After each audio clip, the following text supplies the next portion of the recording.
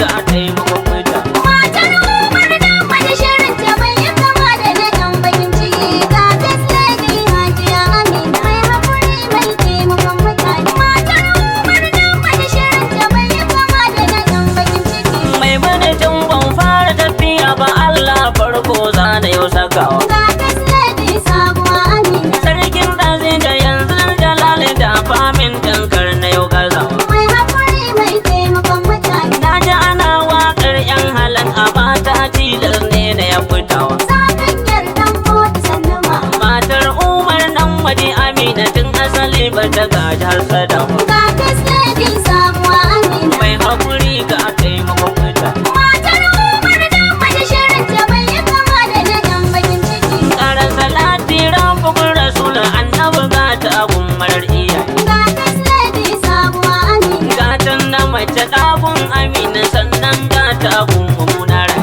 mai haƙuri mai taimakon mutane. Sa'an Halina sanar asan hamu domin komai sun yi kai awaye. Sabon yardan mota sannu ma. Safes lady ran bahar da gwamna sahar ni dan bankin nuwa ba. Ga First Lady sabuwa Amina Mai haƙuri ga taimakon mutane. matar Umar Namadi shirin ta bai yi kama da na ɗan bakin ciki. Bayan na buɗe na yi salati mai waka zan ƙarasa gama ma. Ga First Lady sabuwa Amina Mai ilimi mai taimakon mutane albarkar jama'ar gari